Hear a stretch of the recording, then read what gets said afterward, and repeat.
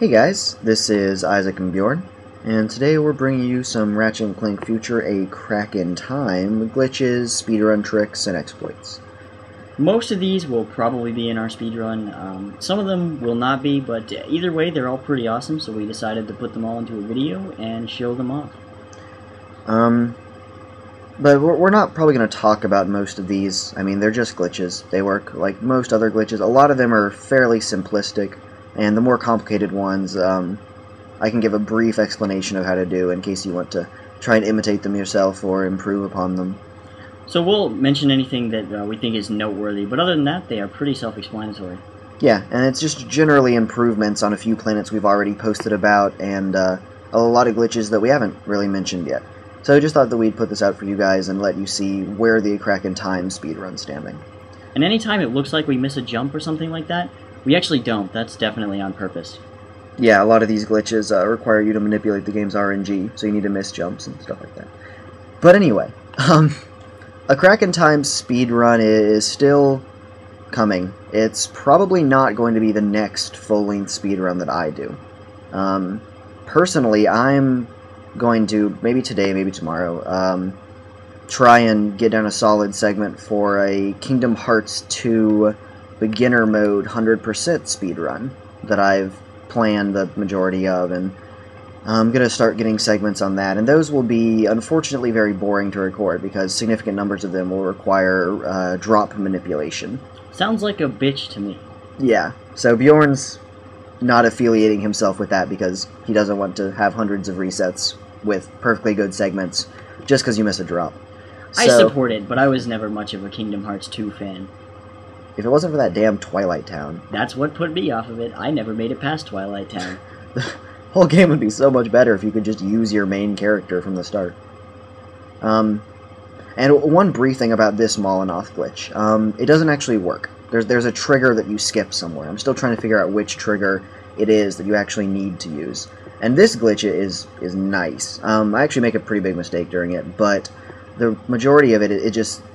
you can jump straight up from that little cactus thing that I stood on. So from there, you can glitch out of this area, and you never have to wait for Azimuth to tell you to do the little course, or watch him do the little course yourself.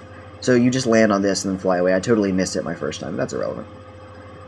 So yeah, Crack in Time I'm still working on, still trying to find glitches. Sometimes it can be a little difficult to build up the enthusiasm because all my practice runs are... you know, at the very end of the game, so then I have to play back through all these beginnings areas just to get to the planets that I want to glitch. But most of the planet glitches are shaping up pretty well. It's looking like that run's going to be not quite as glitched as our tools run, but... And there's one upcoming whole planet skip, which is ridiculously awesome. So you'll see that up ahead, but there's some great things in this run. Yeah. Already. I mentioned it in the... I mentioned it in the Tools of Destruction thread, but for those of you who haven't been following it, you'll see one of the planets is probably, saves easily 15 minutes, this one glitch. So it's one of the longer planets. Yeah. So have fun with that. And this is an improvement of the previous Axiom glitch. So the next videos that I'll be putting out are going to be Kingdom Hearts. And I'm trying to get my hands on a Game Boy Player startup disc. Apparently they're like cocaine at this point. They're pretty much impossible to find for less than like 20 bucks. So I'm just going to start high bidding them on eBay and go ahead and balls up and spend a bunch of my money. But that's fine. And I know Bjorn's working on some other content. He's got a few other games that he's recently got and is definitely liking, so you'll see some from him about those. I've just gotten StarCraft, and normally the games I play are console games, PS3 games. I'm not much of a computer gamer at all, but I'm really liking StarCraft 2. That is an awesome game, and if I can get some kind of screen capture software or find some way to route my computer's video through my HD PVR or something ridiculous like that and record it, you will be seeing some StarCraft 2 content. And just as a side note, I have pretty much completely given up Modern Warfare 2. I hate it. I played for hours and hours and hours, and I can't find a single enjoyable game. I keep getting commandoed. There's always lag. The matchmaking is terrible. I mean, you've all heard it before. The list of complaints goes on. So I've given up. I still have it. I'm probably going to trade it in, honestly. But I have been playing a lot of Modern Warfare, the original, just Call of Duty 4. So if you guys want to see any of the stuff that I have from that, and you want me to record any clips, leave a comment if you're particularly interested. Yeah. And one thing that I'm curious about is, I mean, why are you guys here? You've spent your time and your effort watching at least one of our videos, unless you're just subscribing at random, which I find unlikely. So there has to be something here that you find valuable. And if it's our glitching content, which I feel is usually at least fairly interesting. The most impressive. Yeah. We have some cool montage clips, I guess, but in my opinion, our glitching, especially in the Ratchet series, is the most impressive content we have on here. Yeah, so, I mean, are you here for the glitching? For the fact that we can find awesome, amazing, entire Krell Canyon skips like this thing? Yeah, we skip all of Krell Canyon. Just watch closely, it's an awesome glitch. Is that why you're here? Or are you here for the actual speeds, 360 no-scope headshots, is that what you're here for? Yeah. Or are you here for us? Do you just want to see more of us talking, even if the gameplay is, I don't know, Sphinx and the Cursed Mummy? Do you like subjecting yourself to our ridiculous commentaries? Yeah. If so, leave a comment. Yeah. Because, I mean, we just, you know, both of us are gamers, but we also, obviously, the most important thing in life is just having a good time. And we want to make sure that you guys have a good time, too. So just, if you have any sort of particular content that you prefer, just go ahead and ask about that. That death was purposeful, by the way. Yeah, you have to commit suicide there, because then you see you load up here. And otherwise, Azimuth isn't here, and like you saw, I went straight through the room where the obsidian eye is, and it didn't work.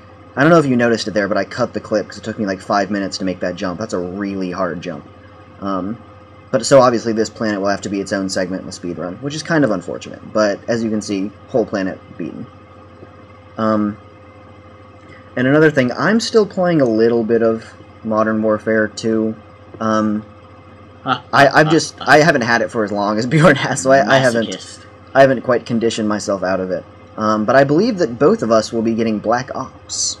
I hope so. And honestly, after World at War, which I thought was an okay game, I really didn't like it nearly as much as Call of Duty 4 Modern Warfare, the original. But World at War was alright, but I'm not sure if I would get a World of War repeat, honestly. Or World at War, sorry. So I think I'm just going to see what people say, maybe borrow it from a friend or something, before I actually buy it.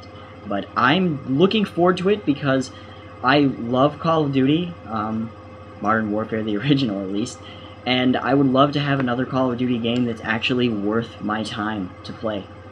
Yeah. And here you see we're performing the glitch again. That's because you have to go get the Omni Soaker.